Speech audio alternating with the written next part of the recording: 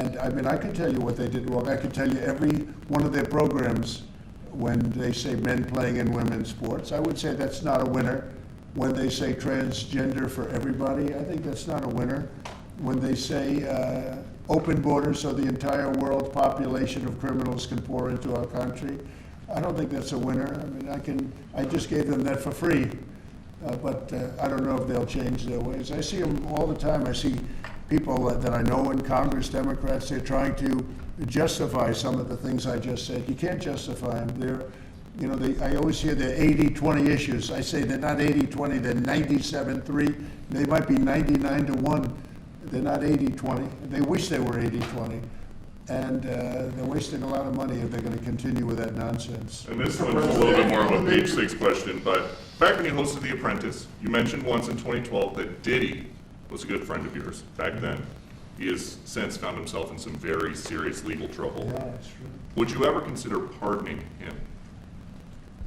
Well, nobody's asked. You had to be the one to ask, Peter, but nobody's asked. But I know people are thinking about it. I know they're thinking about it. I think some people have been very close to asking. First of all, I'd look at what's happening, and I haven't been watching it too closely, although it's certainly getting a lot of coverage. I haven't seen him. I haven't spoken to him in years. He used to really like me a lot, but I think when I ran for politics, that relationship busted up. From what I read, I don't know. He didn't tell me that, but I'd read some little bit nasty statements in the paper all of a sudden. It's different. You become a much different person when you run for politics and you do what's right.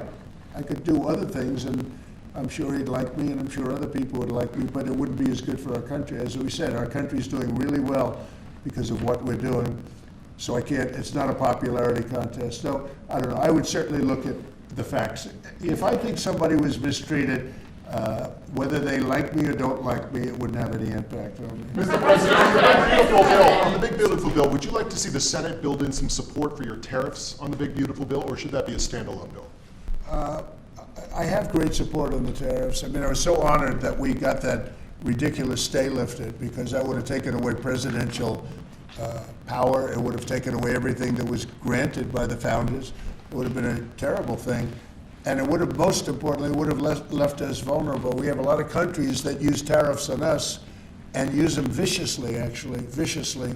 And if we didn't have the power to use tariffs on them, and instantly, not when you go back to Congress and try and get hundreds of people to agree on something, that would take months to get just one simple proclamation.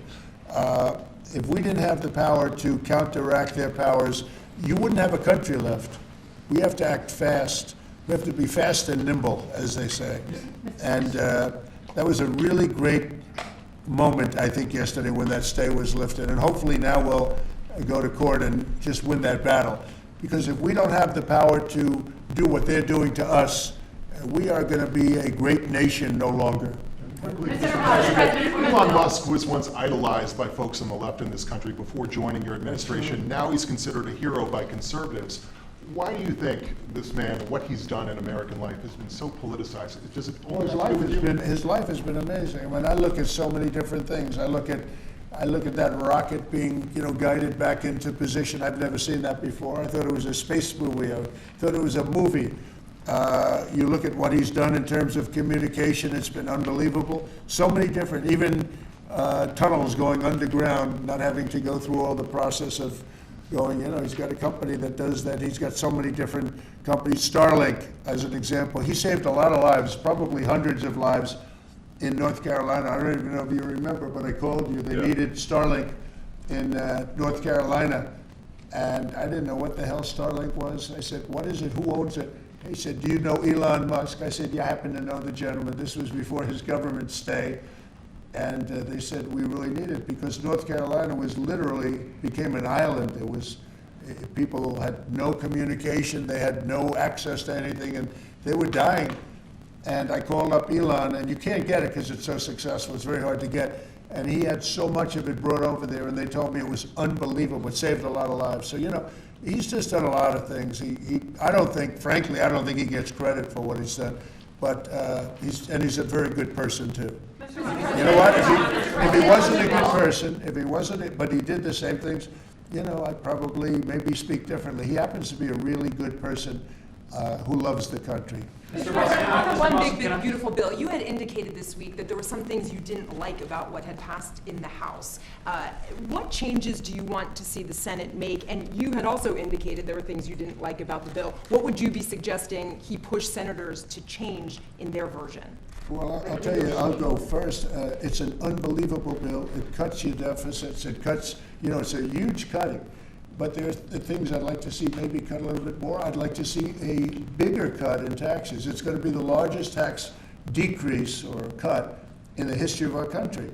I'd like to see it get down to an even lower number. I was shooting for a slightly lower number. I would have liked to have done that. But with all of that being said, when you look at the tax cut and the fact that the original tax cut, which made us so successful, we had the most successful 4 years in the history of our country, the economy, and this is going to be even better. And you see that by the reports that came out just yesterday or tonight. I guess they were released this morning at 8 o'clock. You see the kind of numbers where somebody that's a pro is like, whoa, I haven't seen numbers like this since I've been doing this. These are human emotions of professionals that have never seen numbers like, and we've just started.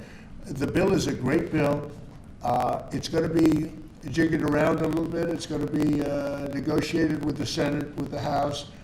But the end result is it extends the Trump tax cuts. If it doesn't get approved, you'll have a 68% tax increase. You're going to go up 68%. That's a number that nobody's ever heard of before. You'll have a massive tax increase. If it does get approved, you'll have a large tax cut, the largest we've ever had. When you add the past tax cuts that we got you, the Trump tax, they call them the Trump tax cuts. It's an amazing bill. It does amazing things. With all of that, it's going to be adjusted a little bit over the next coming weeks, and I think it's going to be passed. The Republicans want to pass it. With all of the great things it does, including an extension of debt, it's the extension. We have to extend the debt. If we don't extend debt, we're in default. Now, the Democrats might like our country to be in default, but in 250 years, we've never been in default. That was handed to them by a very well-meaning man that gave it to them because he thought it was the right thing to do. It could have been their problem before the election, but this man thought it was the right thing to do, and he was well-meaning. I don't hold anything against him for that, but that was put on our plate when it should have been on the Democrats. September 28th, a famous date. It should have been taken care of by the Democrats, but this person, a man of power, gave it to us so that in June that comes due. Well, we have to take care of that because if we don't take care of it, we have a country in default, and we don't ever want to have a country in default. I'll tell you, a certain senator, Elizabeth Warren, said that she would never, ever allow a default on our debt. She would never let it happen, and she would like to get rid of the debt ceiling, what's called the debt ceiling. I call it the debt extension because we really need an extension, that she'd like to see that gotten rid of. And there are many people that agree, many Democrats agree with that, but we gave that through, and I don't want to say an error, he did it well-meaning. They gave that to us. It was a Democrat problem just before the election, would have had a huge impact on the election. And to our benefit, we won anyway, but to our benefit. But felt that really for the good of the country, we should extend that. But Elizabeth Warren and various other people would like to see that, her whole career she wanted to see it terminated, gotten rid of, not being voted on every 5 years or 10 years. And the reason was because it's so catastrophic for our country. And I always agreed with her. That was one thing I agreed with her on. Now, I haven't spoken to her, but I would say that if you asked her that question now, she'd say, no, it's their problem. But it's a very unfortunate situation. It's a very unfair situation. And she happened to be right on that. It should be gotten rid of, or it should simply be extended. But that's one of the things that gets taken care of in this bill. That automatically gets extended for a 4-year period. and it should be. But I agree with Elizabeth Warren on that. I think you should get rid of it. It's too catastrophic. Yeah, please, go ahead. What message do you like to send to international students? Are they still welcomed to study in the United States? And one question for Mr. Musk. The students, well, we want to have great students here. We just don't want students that are causing trouble. We want to have students. I want to have foreign students. I think Harvard, it's close to 31%. That's a lot. Our country's given $5 billion plus to Harvard over a short period of time. Nobody knew that. We found that out. I wouldn't say that was a Doge thing, but we found that out over a period of time. That was sort of a Trump thing. We ended up in litigation for other reasons because they're very anti-Semitic. And in finding out and in going through the books, we found out that the country gave them $5 billion plus, much more than that actually. And we're having it out with them, and let's see what happens. I think we have a very good, it's a very sad case. It's a case we win. We can't lose that case because we have the right to make grants. We're not going to make any grants like that. But I don't think Harvard's been acting very nicely. I think Columbia wants to get to the bottom of the problem. They've acted very well. And there are other institutions too that are acting, but Harvard's trying to be a big shot. And all that happens is every 3 days we find another $100 million that was given. 2 days ago we found $200 million more. The money's given to them like gravy. I'd like to see the money go to trade schools where people learn how to fix motors and engines, where people learn how to build rocket ships, because somebody has to build those rocket ships. Yeah. And I'd like to see trade schools set up, because you could take $5 billion plus hundreds of billions more, which is what's spent, and you could have the greatest trade school system anywhere in the world. And that's what we need to build his rockets and robots and things that he's doing, and to build lots of other things. And I went to school with people. In some cases, they weren't good students, but they could fix the engine of a car better than anybody I've ever seen. They could take it apart blindfolded. They had an ability at that. And they did very well. They made a lot of money. It's a very skilled job. It's great. But I'd like to see a lot of money going into trade schools. I've always felt that. And we probably found our pot of gold, and that's what's been wasted at places like Harvard. And the money's been wasted. Yeah, please. Yeah, I wanted to ask quickly, Mr. Musk, is your eye okay? What happened to your eye? I noticed there was a bruise there. Well, it wasn't. I wasn't anywhere near France, so. What does that mean? No, I didn't notice it. First Lady of France. Slapped, I didn't notice. I just wasn't around with the Lex, and I said, "Go ahead, punch me in the face," and he did. Turns out, even a 5-year-old punching you in the face actually does. That was X that did? Yeah. X could do it. If you knew X, I you saw could his do mom it. right now. I didn't really feel much at the time, and then I guess it bruises up. But I just wasn't around with the kids. I didn't basically. notice it, actually. President Trump, I got one. I know that you try to stay pretty neutral because not your war, but as And by the way, not my war. I just want to solve the problem for people. This was not a war that was going to happen if I were president. right, and so not your war, but as you try to fix it, and as you survey this hellscape of the Ukrainian front lines, It's horrible. and you and your team deal with a very stubborn Vladimir Putin. Do you And look? Zelensky. Yeah. But do you look at this Very conflict stubborn Zelensky, too. any differently now? Like, do you look at this and see Putin as the good guy or the bad guy?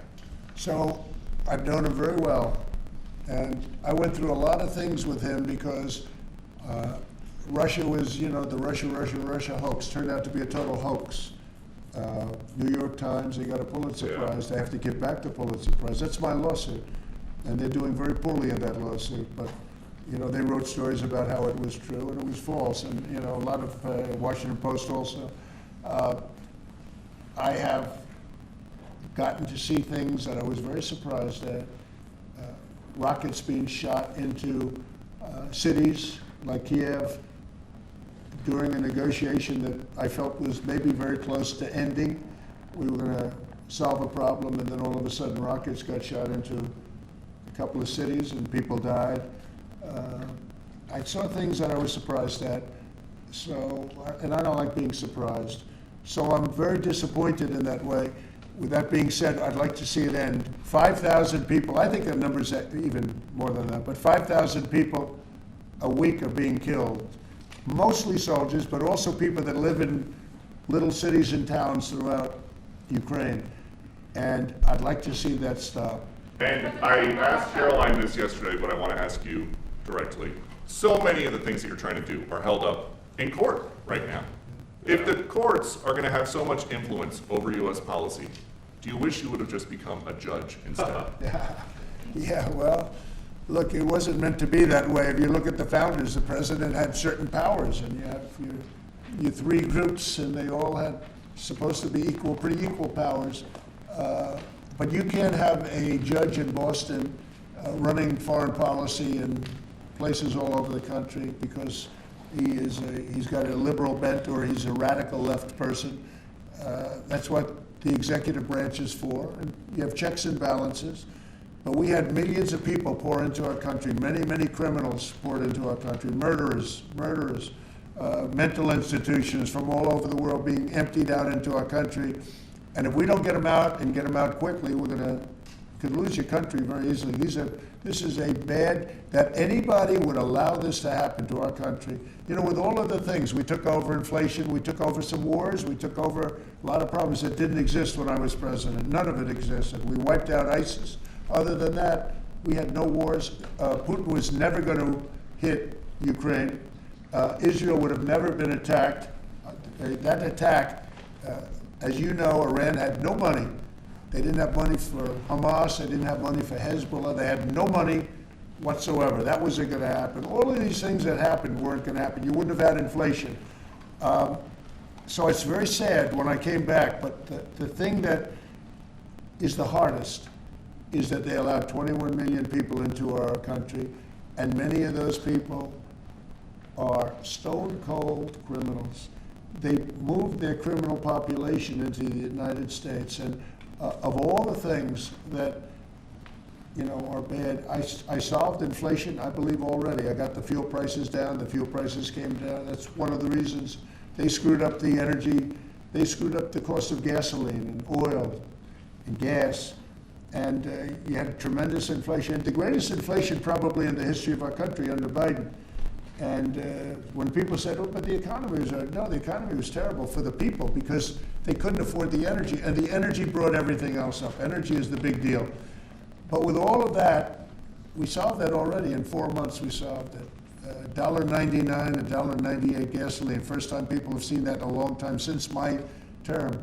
But the hardest thing to solve is millions of people pouring into our country, many of whom are criminals. Because remember, these countries are smart. Their leaders are very street smart.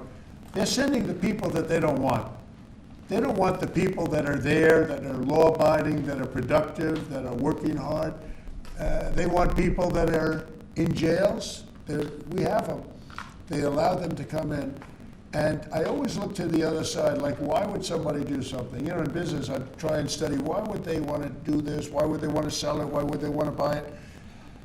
One thing I can't figure out is what would an administration, what were they thinking when they allowed millions of people from prisons all over the world, not just from South America, Venezuela, all over the world, from the Congo in Africa, hundreds of people, thousands of people from the Congo, rough prisoners, from Asia, from Europe, rough parts of Europe. Why would they allow them to come into our country? Why would they do that? It's the one thing I can't figure out. And I don't believe it was Joe Biden. I really don't. I mean, look, he's been a sort of a moderate person over his lifetime, not a smart person, but a somewhat vicious person, I will say. If you feel sorry for him, don't feel so sorry because he's vicious. What he did with his political opponent and all of the people that he hurt a lot of people, Biden. And so I really don't feel sorry for him, but he wasn't a person that would allow murderers to come into our country. He wasn't a person that was in favor of transgender for anybody that wanted it, take kids out of families, et cetera, et cetera. So I just don't understand why a thing like this, how a thing like this could have been allowed to happen. Very sad. It's very sad for our country. If I can ask Go ahead. I think the fundamental moral flaw of the left is empathy for the criminals and not empathy for the victims. empathy for the criminals, but not empathy for the victims. And there's been way too much of that. That needs to stop. To the president's point, there's been immense judicial overreach that is unconstitutional. That was never intended. And it's undermining the people's faith in the legal system. It needs to stop. It's gone too far. Mr. And just today, we had, just a couple of hours ago, we had a great decision from the Supreme Court, thank goodness, that was very important. We had two important decisions yesterday on the tariffs, because again, we have to be able to fight a fair fight with other countries. Howard, would you say we have to be able to use tariffs to fight people that use tariffs on us? I mean, if we didn't have that power of tariffs, we would economically be destroyed as a country, because they will destroy us. Other countries will destroy us with unchecked tariffs. We can check them when we have the use. They tried to take that power away from us. And if you take that power away, we're not going to have a country. We won't have an economically viable country. But it's very important on immigration that we be able to get people out without having to go through a long court case. I mean, it was up to some of these judges. Every single one of these millions of people, criminals, prisoners that were let go from jails because they save a fortune when they do. They brought them into the United States. You know what they're saving? The money they're saving? But some of murders, it's very important that we're able to get those people out of here fast, bring them back to their country where they belong. And those countries take them, because if they don't take them, they have to go through the wrath of the United States, and they take them. But we have judges that don't want that to happen. And it's a terrible thing. That's going through the court system right now, that whole situation. But when ICE and with Border Patrol, they've done an incredible job. When they do this incredible job and they capture 100 killers and drug dealers, and we can't keep them for years here as we go through trials. We have to get them out rapidly, and we know who they are. We know who they are. And we're very careful about who they are, but we have to get them out rapidly, or again, we're not going to have a country. Okay? Maybe one or two more. Go ahead. Are you concerned that tariff may also affect companies like Tesla, which has parts manufactured abroad? And this is also to you, Mr. Musk. Well, he's going to end up building his whole car here. I mean, I thought he built his whole car. Pretty much he does. He's got incredible factories, and like I looked at one in Texas. It's unbelievable. No, all of the manufacturers will build their parts here too. I mean, it used to bother me. They make a part in Canada, a part in Mexico, a part in Europe, and sent all over the place, and nobody knew what the hell was happening. I think it's ridiculous. You build a car, make it in America, and I gave them a little leeway on that. You know, gave them some leeway.